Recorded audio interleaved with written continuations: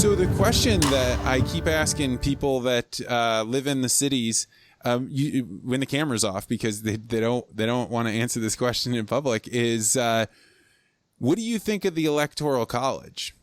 And the reason they don't want to answer it is because a lot of my listeners, and I tell them this ahead of time, are farmers, and this is the first time they've ever had this thought, and then had people in front of them that might disagree with them, and they don't want to talk about how they think it's inevitable that we're going to do an end run around the Electoral College and make it so the people in the countryside can't control who the president is. Yeah, I think it is a good conversation to have, just from a purely transparent, open, innovative society, to have that conversation. What makes sense, but it's hard when you go back to 2016. What was it, 304 to like 213 or something, right? So historically, a landslide, electoral landslide for Trump over Clinton. And that's still mind blowing. And whenever I even mention that to a lot of my friends, they reject it completely, and they go back to the popular vote. And I'm like, dude, every time you do that, you're just going to help this thing reoccur again. If you don't come to grips with why you lost the election,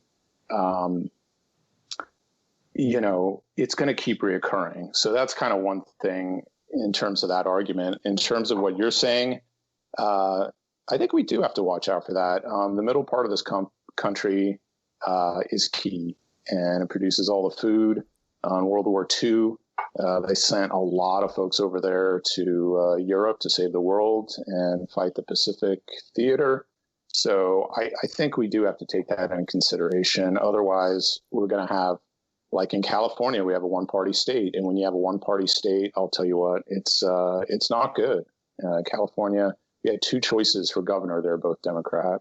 So it's I think that maintaining some balance of competition between our two parties, as long as we maintain a two-party system, I actually think we need to think about how do we encourage competition. I don't want power consolidation in one side or the other. That's my whole thing. I don't want that to happen. I agree. I talked with Kevin McKernan a couple of days ago about the regulatory capture that happens when you have large corporations. They're able to say, hey, we agree things are so dangerous out there that the only way you should be able to get this through is if you submit to this pile of regulation that's going to cost you millions of dollars and cost you attorneys' fees and time and accountants. And people don't realize, if you're not in corporate America, that that's how the game is continued to be won when innovation is not at the leading edge. And everyone uses innovation. What is innovation? What does it really mean? To me, it means,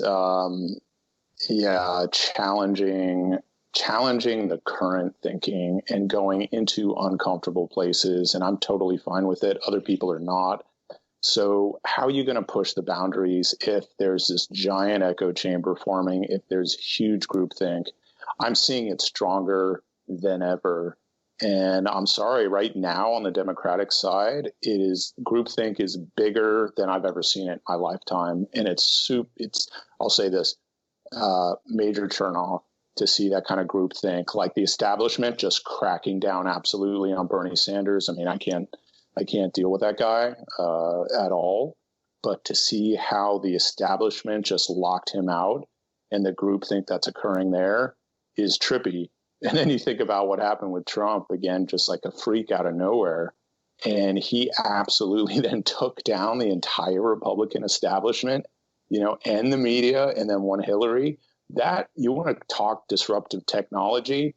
I don't know if he was planning this, but that is what I call super disruptive technology. Out of nowhere, absolutely destroyed every bit of establishment out there. It's part of America. I think it's important to maintain these power structures that are forming.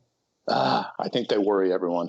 I think that, and once they become so big, people that even started on the same side when they were building them up, all of a sudden says, hey, this is ossified. This is the old way of doing things. We got to have things burned down in here. But it's very interesting to me because I put this podcast out, and you think of the world as the people in the middle or the people in the South. They're so limited. They're not cosmopolitan. They have all these limited understandings of how the world works. But if I put something out that's controversial, it is the left that shows up to yell at me. And maybe that's because too many of my things already agree with what they're saying. But I had a socialist scientist on, and people reached out to me to be like, hey, that was really interesting how he thought of that and why he thinks of socialism.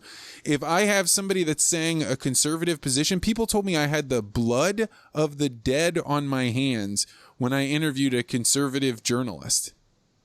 Yeah. And then the smear technique has been growing, and it's absolutely everywhere now. And it's a really weak debate strategy in general.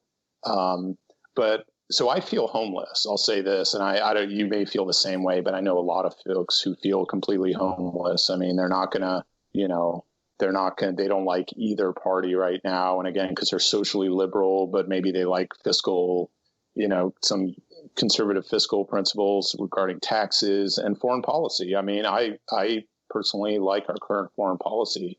I like the fact that we took out Soleimani. I think that was insanely smart. And I think that's just a new way of thinking. So I feel homeless. Like I have nowhere really to go right now. And I know a lot of people like that. And honestly, I mean, that's why Trump got elected, because it was simply a protest vote, because they were tired. I mean, Jeb Bush or Hillary Clinton. I mean, that's just ridiculous that we're in that situation.